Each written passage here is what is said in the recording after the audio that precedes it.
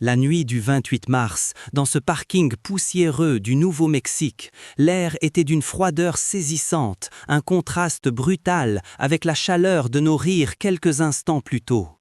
Je m'appelle Anna Collins, j'ai 17 ans et je ne savais pas encore que je vivais mes dernières secondes en tant que lycéenne insouciante de la banlieue de Dallas.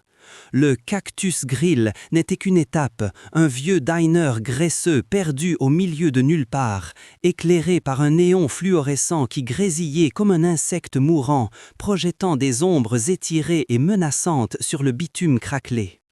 Maya et moi, grisés par notre première véritable liberté, venions de sortir, l'estomac lourd de nourriture médiocre mais le cœur léger, planifiant déjà notre arrivée à Santa Fe. C'est alors que l'obscurité a pris forme. Il a surgi de derrière un pick-up, un homme aux yeux écarquillés, dévoré par une frénésie que je n'avais jamais vue qu'au cinéma, mais qui, dans la réalité, possédait une lourdeur terrifiante. Il marmonnait des incohérences, des histoires de voix et de messages, une litanie de folie qui a glacé mon sang bien plus vite que le vent du désert. La peur, la vraie, n'est pas un cri, c'est un silence paralysant, un froid profond qui s'empare de vos os.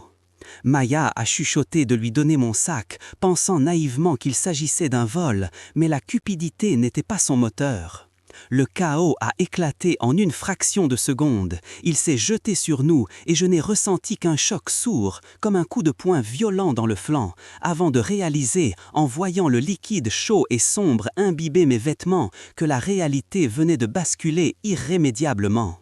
La suite des événements s'est déroulée dans une cacophonie étouffée, comme si j'étais sous l'eau.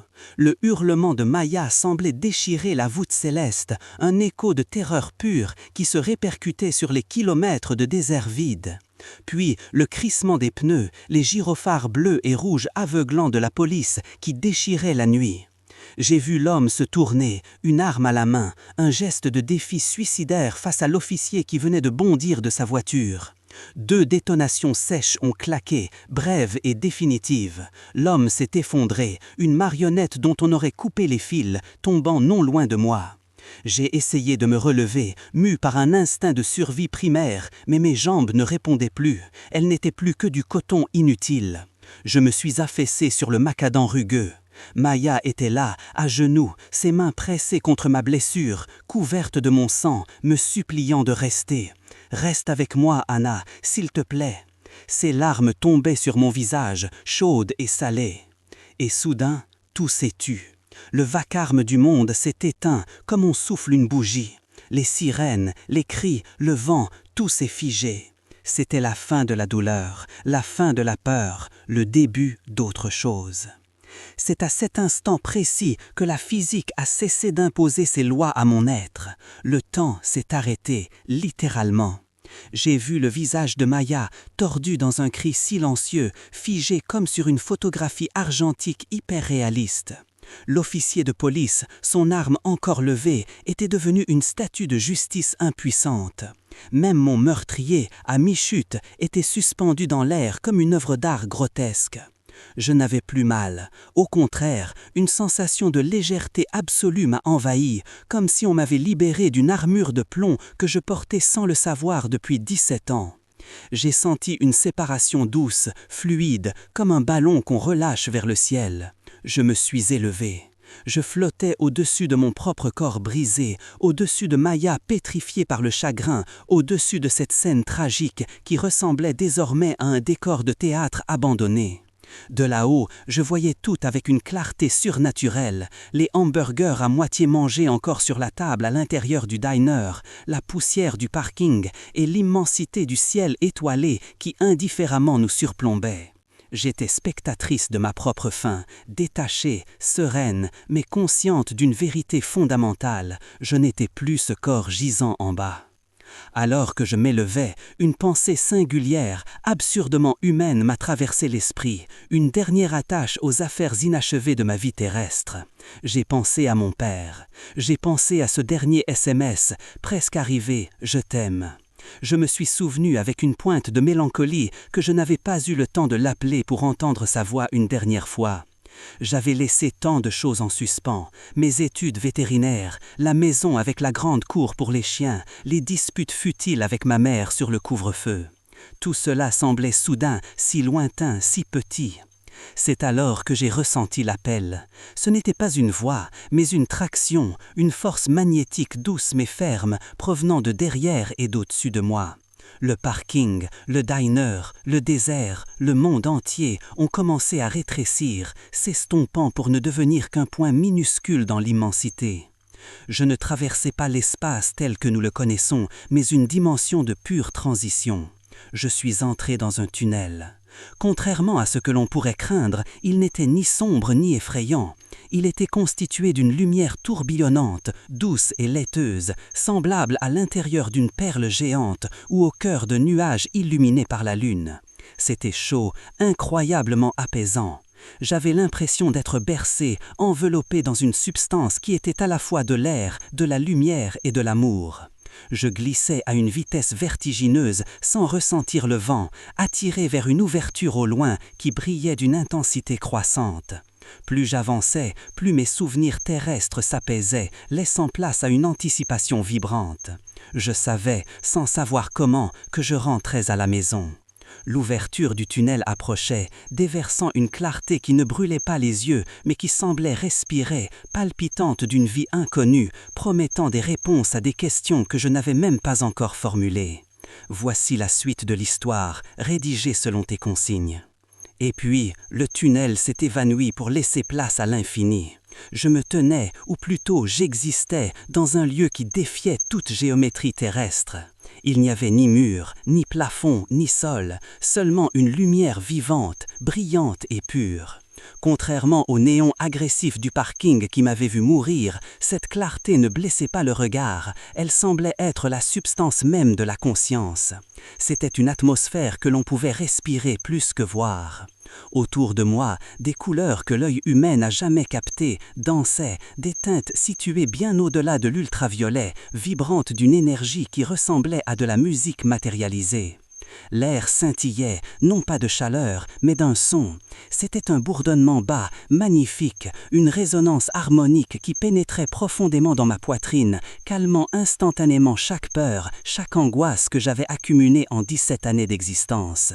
C'était le son de la paix parfaite, la fréquence du foyer originel. Il était là. Je l'ai su instantanément, avec une certitude qui dépassait la logique, c'était Jésus. Pourtant, il ne ressemblait en rien aux images pieuses de mon enfance, ni aux vitraux de l'église. Il n'y avait ni longue chevelure flottante, ni robe de lin blanc. Sa forme était faite d'une essence indescriptible, comme si je regardais le soleil en face, mais un soleil tissé d'amour pur. Sa présence irradiait une bienveillance si puissante qu'elle semblait maintenir la cohésion de chaque atome de mon être spirituel. Il ne parlait pas avec une bouche, sa voix n'était pas une onde sonore perçue par des oreilles, c'était une pensée, une émotion, une compréhension parfaite qui éclosait directement dans mon âme, telle une fleur s'ouvrant instantanément. Sa voix ressemblait à un souvenir que j'avais oublié, la chose la plus vraie que j'ai jamais connue. Il me regardait, et dans ce regard, je ne sentais aucun jugement pour mes erreurs d'adolescence, aucune colère pour mes doutes ou disputes avec ma mère. Je me sentais simplement connu, complètement, absolument connu et aimé. J'ai commencé à pleurer, non de tristesse, mais d'un soulagement écrasant. Le poids d'être humain, les peurs secrètes, les petites jalousies, l'orgueil ridicule, mes inquiétudes pour les examens, tout cela tombait en poussière. J'étais enfin vraiment moi-même. Soudain, la scène a changé. Jésus n'a rien dit, il m'a simplement montré. Nous étions de retour dans ce parking poussiéreux du Nouveau-Mexique, mais notre attention ne se portait plus sur mon corps inerte. Nous regardions mon meurtrier. À travers les yeux de l'esprit, je ne voyais plus un monstre, mais un garçon brisé. Sa vie a défilé devant moi en une série d'éclairs fulgurants, comme une bobine de film projetée à la vitesse de la lumière. J'ai vu l'enfant qu'il avait été, caché sous son lit pendant que ses parents hurlaient, tremblant de terreur, tremblant de solitude. Je l'ai vu au collège, harcelé, l'amertume plantant alors une minuscule graine noire dans son cœur. J'ai vu ces mauvais choix d'adolescents, un mensonge ici, un vol là, chaque acte nourrissant cette graine, ses racines s'enroulant plus étroitement autour de son âme. Le plus terrifiant, c'étaient les murmures. Je pouvais littéralement voir des entités sombres, vaporeuses, s'accrocher à lui, chuchotant des mensonges à son oreille. Personne ne t'aime, tu ne vaux rien, ils méritent tous d'être punis. Il les écoutait, il les nourrissait, et au fil des années, sa propre lumière s'éteint jusqu'à ce que leur voix soit la seule qu'il puisse entendre. Mon cœur se serra pour lui, je ressentais une vague de pitié confuse et douloureuse. Je me tournais vers la lumière, m'attendant à un message sur le pardon inconditionnel, mais la vision n'était pas terminée. Jésus m'a alors montré l'autre facette, la responsabilité. J'ai vu chaque chance qui lui avait été offerte de faire demi-tour. J'ai vu une institutrice bienveillante en CE2, un pasteur dans une soupe populaire, posant une main sur son épaule, lui disant que Dieu l'aimait. L'homme avait haussé les épaules et s'était détourné. « Ton histoire n'est pas finie », a-t-il répondu, et son amour m'a submergé comme une vague chaude et puissante, rendant la séparation encore plus déchirante. Ce n'est pas une histoire pour toi, c'est pour eux. Va et dis-leur de garder leur cœur, dis-leur de choisir le pardon avant qu'il ne soit trop tard. Apprends-leur à aimer. J'ai senti sa présence m'envelopper dans l'étreinte la plus réconfortante que j'ai jamais connue, un adieu qui était aussi une bénédiction. C'était l'arrachement le plus douloureux de mon existence. Je savais que je devais obéir, non par contrainte, mais parce que c'était un commandement donné dans un amour parfait. Et puis, j'ai commencé à tomber. La lumière s'est estompée, la musique céleste s'est tue. La paix m'a été arrachée brutalement, remplacée par le froid, par la lourdeur insupportable de la matière, par une douleur fulgurante qui a déchiré mon flanc. J'ai pris une inspiration rauque, violente, désespérée. Une lumière aveuglante et artificielle brûlait mes rétines. Un tube horrible m'étouffait, des bips frénétiques m'agressaient les oreilles. J'étais de retour. J'avais quitté le paradis pour revenir en enfer, porteuse d'un message que le monde ne voulait probablement pas entendre, mais dont il avait désespérément besoin. Voici la suite et la fin de l'histoire, écrite en français avec une attention particulière à l'atmosphère éthérée, à la profondeur émotionnelle et aux thèmes demandés. La sensation de chute ne ressemblait à rien de ce que la gravité terrestre pouvait offrir.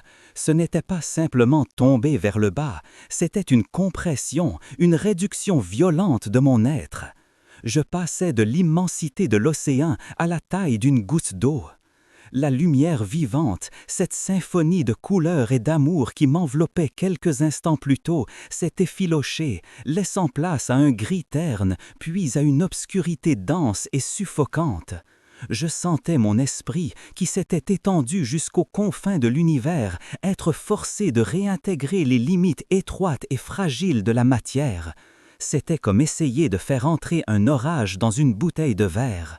Le froid m'a saisi en premier, non pas la fraîcheur d'une brise d'hiver, mais le froid absolu de l'absence de vie, un froid qui pénétrait jusqu'à la moelle.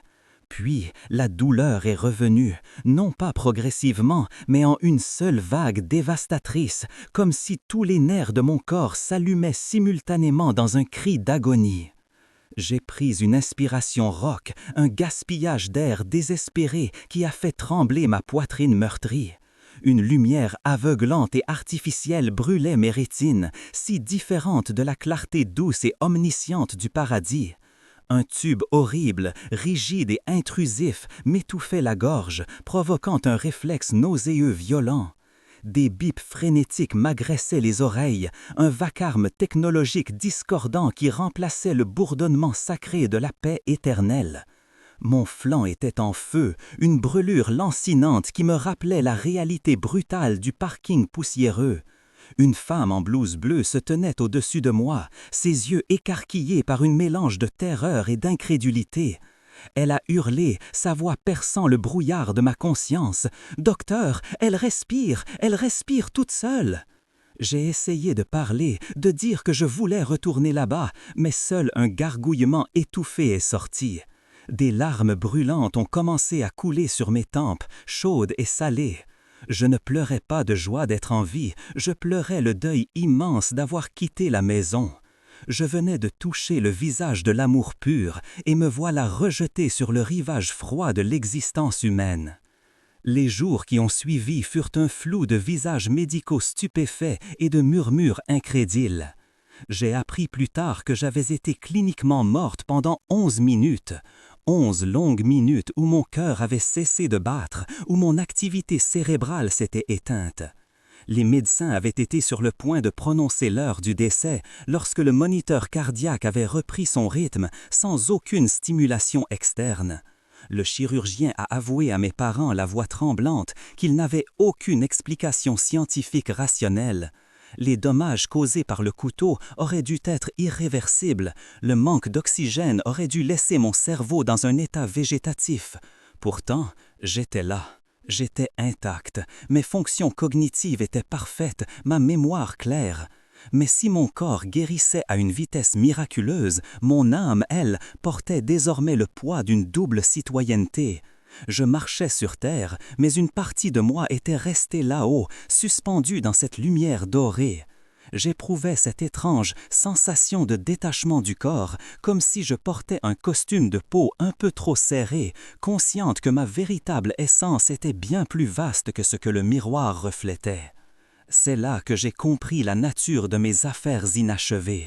Ce n'était pas l'université, ni le mariage, ni la petite maison avec la grande cour pour mes chiens. Ces rêves humains, bien que beaux, semblaient désormais si petits, si éphémères. Ma véritable tâche, la raison pour laquelle j'avais été renvoyé dans ce monde de bruit et de fureur, était de livrer ce message. Je n'avais plus peur de la mort. Comment pourrais-je craindre le moment où je retournerais dans les bras de l'amour absolu? Cette absence de peur a transformé ma façon de vivre. Les angoisses pour mes notes, les disputes futiles avec ma mère sur l'heure du couvre-feu, tout cela s'était évaporé. Je voyais maintenant les gens différemment. Je ne voyais plus des étrangers ou des ennemis, mais des âmes blessées, portant chacune leurs propres ombres, leurs propres murmures ténébreux. Je vous raconte tout cela pour une seule raison. C'est le message que Jésus m'a chargé de vous transmettre, gravé dans mon cœur comme une promesse. Il ne m'a pas demandé de vous dire quelle religion pratiquer ou quel parti politique soutenir. Il m'a demandé de vous regarder à l'intérieur de votre propre cœur, là, tout de suite. Y a-t-il une amertume qui s'y cache, une rancœur que vous nourrissez comme un animal domestique? Y a-t-il une personne ou un groupe de personnes que vous vous sentez justifié de haïr? Ce sentiment, cette colère vertueuse qui semble si satisfaisante, c'est le poison, c'est le murmure, c'est la même graine de ténèbres qui a grandi dans le cœur de l'homme qui m'a tué. Je sais que c'est difficile, croyez-moi, je sais ce que c'est de ressentir la douleur de l'injustice, mais vous avez le choix. Chaque jour, à chaque instant, la vie vous offre des occasions de lâcher cette colère et de choisir la miséricorde. Une chance de prier pour quelqu'un avec qui vous n'êtes pas d'accord, une chance de pardonner à celui qui vous a offensé, une chance d'éteindre les nouvelles et d'aimer simplement la personne qui se trouve juste devant vous. Ne rejetez pas ces chances, ne coupez pas ces fils dorés de la grâce, car ce qu'il m'a montré est terriblement réel. Le paradis est réel, l'enfer est réel. Et nous ne sommes pas envoyés vers l'un ou l'autre par un juge en colère, nous nous y dirigeons nous-mêmes, pas à pas, choix après choix. La lumière est là, disponible pour tous, attendant simplement que nous ouvrions nos mains pour la recevoir. Le choix, chaque jour, nous appartient.